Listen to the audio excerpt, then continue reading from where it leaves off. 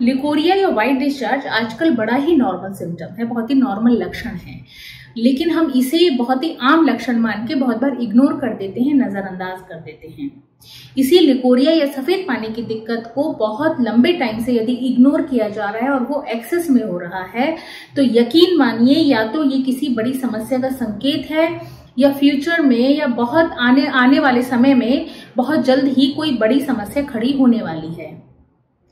आज हम लिकोरिया या व्हाइट डिस्चार्ज के बारे में डिस्कस बिल्कुल नहीं करने वाले हैं, बल्कि आज हम एक ऐसी समस्या के बारे में डिस्कस करेंगे जिसमें कि लिकोरिया या व्हाइट डिस्चार्ज या सफेद पानी की समस्या बहुत ही आम लक्षण है। नमस्कार दोस्तों, आयुर्वेदा में आप सबका स्वागत है। मैं डॉक्टर ऋचा, आयुर्वेदिक ऑब्स्ट्रिशियन और गायनेकोलॉजिस्ट और आपके शुभचिंतक। दोस्तों, आज हम डिस्कस करने वाले हैं सर्विसाइटिस के बारे में। सर्विसाइटिस बेसिकली सर्विक्स का इन्फ्लेमेशन होता है, सर्विक्स में होने वाली सूजन होती है। अब सर्विक्स क्या है? सर्विक्स यूट्रस के मुख द्वार होता है, यूट्रस का द्वार होता है जो कि बेसिकली योनि में या वेजाइना में ओपन होता है, खुलता है उसमें। तो इसके इन्फ्लेमेशन या इसमें किसी भी प्रकार की जब सूजन हो जाती है तो उसको सर्विसाइटिस कहते हैं।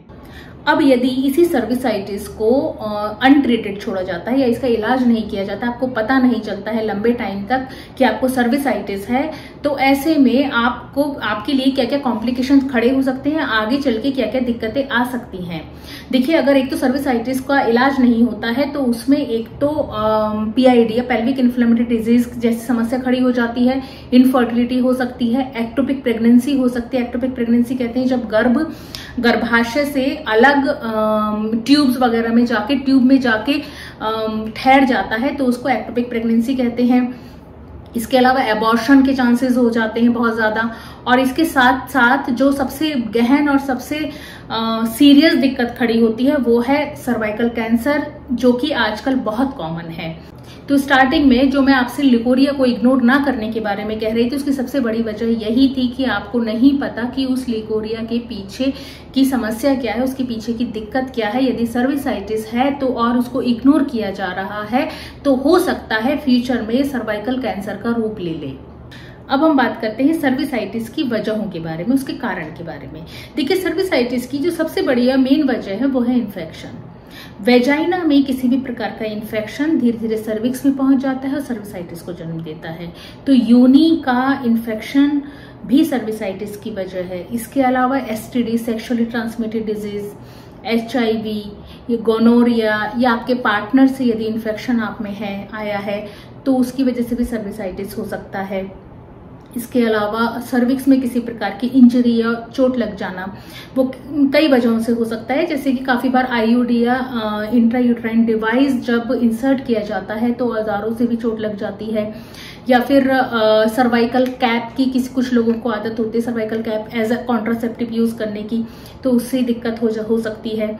इसके अलावा भी कुछ स्पर्मिसाइड से एलर्जी होती है, कुछ लोगों को कॉन्डोम से एलर्जी होती है, तब भी सर्विसाइटिस का रूप ले सकती है। इसके साथ साथ कुछ टैम्पन्स या केमिकल यदि यूज किया जाता है तो सर्विसाइटिस जन्म ले सकती है। अभी इसी का मैं एक एग्जांपल देती हूँ। अभी हाल ही में पीछे कुछ टाइम पहले मेरे पास एक पेशेंट आई थी अक्यूट सर्विसाइटिस के साथ में। तो उन्होंने बेसिकली उन्हें डीएनसी करवाया था, एबॉर्शन करवाया था, अनवांटेड प्रेगनेंसी थी, तो कहीं पे किसी लोकल हॉस्पिटल में उन्होंने एबॉर्शन करवाया था, जिसके बाद में जो नॉर्मली प्रैक्टिस होती है कि टैम्पन लगाया जाता है, तो वो टैम्पन उन्हें लगाया गया, तो वो टैम्पन जो है उसको निकालना भूल गई थी, जिसकी वजह से कुछ टाइम के बाद उन्हें व्हाइट डिस्चार्ज की समस्या खड़ी हो गई। अब तकरीबन 15-20 दिन के बाद में वो वापस अपने डॉक्टर को दिखाने के लिए गई, तो उन्होंने चेक किया तो वहां पे पाया कि वो टैम्पन ऑलरेडी था वहां पे, जिसकी वजह से वो इन्फेक्शन डेवलप हो गया था। वो इन्फेक्शन काफी ज्यादा डेवलप हो गया था। वहां पे जो है उनके सर्विक्स के मुंह पे घाव बन गए थे, जख्म बन गए थे, जिसकी वजह से व्हाइट डिस्चार्ज की समस्या शुरू हो गई थी।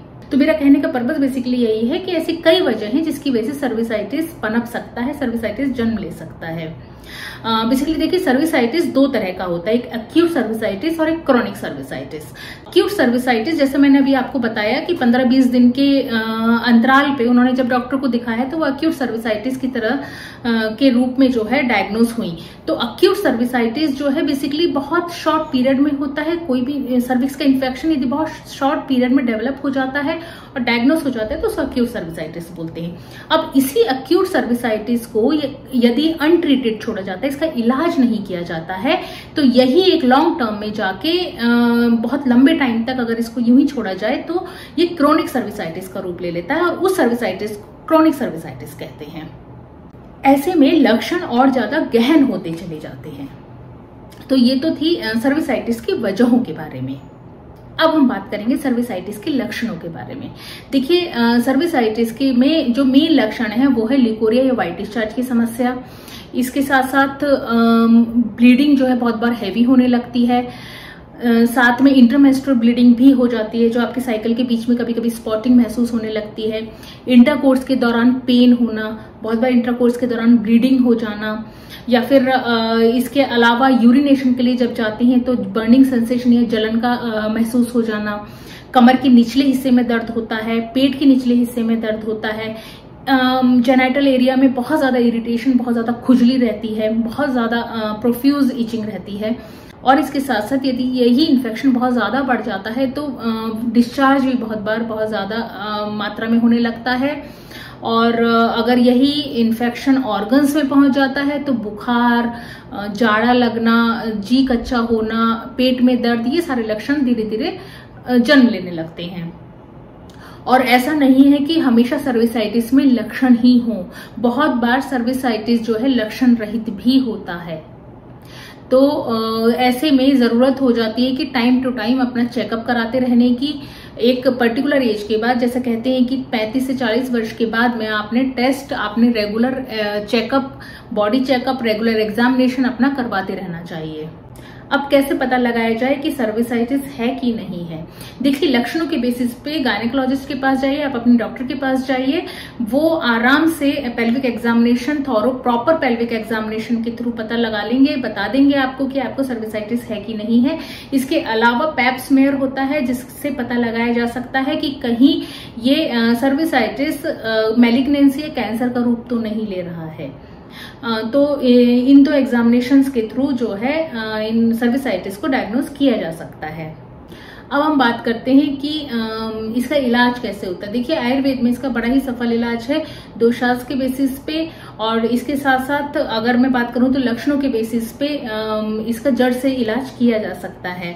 तो ये तो थी सर्विसाइटिस के बारे में जानकारी। अगर आपको इनमें से कोई भी लक्षण है तो आप इसको इग्नोर ना करके तुरंत अपने डॉक्टर को दिखाएं, इसका तुरंत इलाज कराएं, थॉरो इलाज कराएं, और अपनी आगे आने वाले कॉन्सिक्वेंसेस से आप बच सकते हैं।